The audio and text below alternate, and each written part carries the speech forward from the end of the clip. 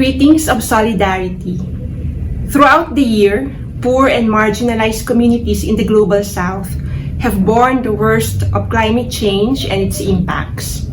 In Pakistan, severe floods due to intense monsoon rains have displaced at least 33 million people and killed thousands.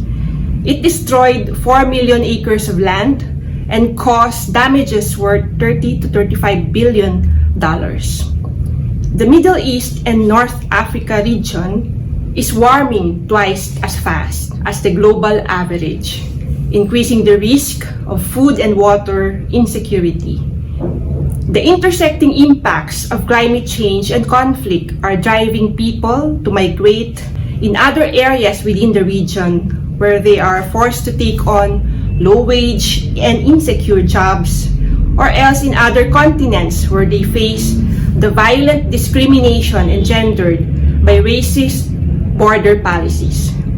In October, Tropical Storm Nalgae hit the Philippines, killing hundreds of people and displacing millions. Farmers who have been struggling with the steep cost of fuel and farm inputs and the damaging impacts of neoliberal policies to the local agricultural industry have suffered losses estimated at $52 million. Southern peoples face climate impacts amid multiple systemic crises.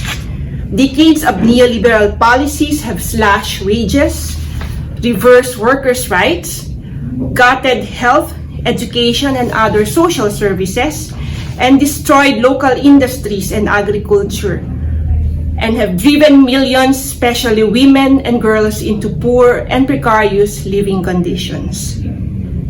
Yet to recover from the pandemic and its impacts, people are struggling with soaring food and energy prices, driven by the conflicting interests of global powers involved in the war in Ukraine. Meanwhile, the profits of the 7 biggest fossil fuel companies, including Shell, ExxonMobil, and Chevron, have reached $173 billion. The US and other global powers continue to stoke war and conflict to pursue their economic and geopolitical interests. Tens of thousands of people have been killed and millions have been displaced in the conflict in Ukraine, dominated by the US-backed NATO and Russian powers.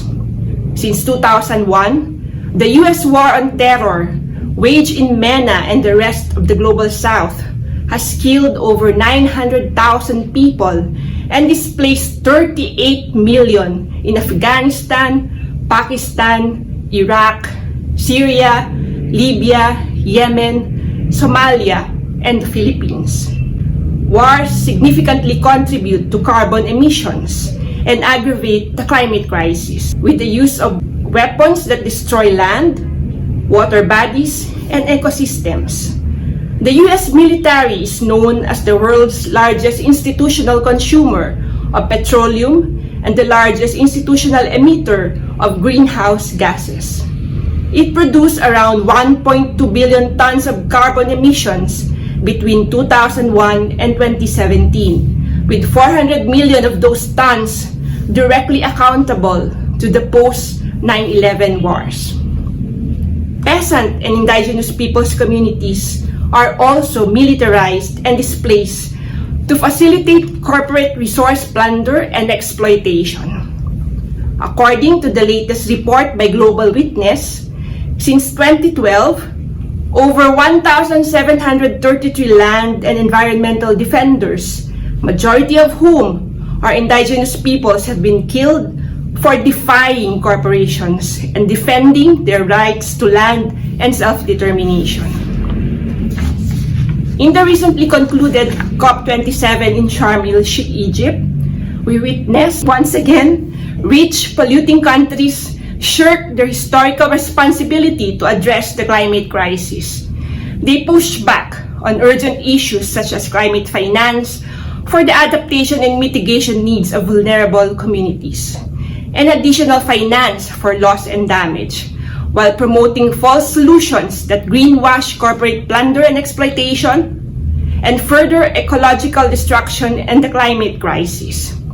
The participation of Southern people's organizations and civil society have been hampered by limited resources and capacities and the global trend of closing civic spaces.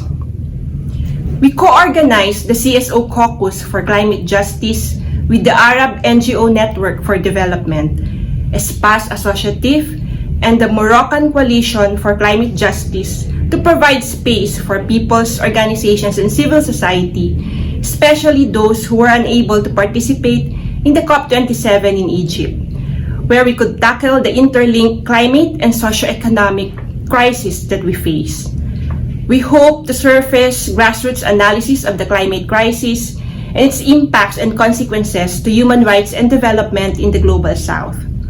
We hope to conduct independent civil society actions and raise people's urgent demands for equitable fossil fuel phase-out, grants-based climate finance for the adaptation and mitigation needs of vulnerable communities, especially in the Global South, additional finance for loss and damage, and upholding and protecting the rights of land and environmental defenders. The caucus also aims to develop initial strategies for conducting coordinated action and mobilization of civil society for COP28 in Dubai, UAE next year. The Civil Society Caucus for Climate Justice situates itself within the broader effort of the global climate justice movement to build enabling spaces for alternative articulation of common messages and action to challenge the UN climate negotiations.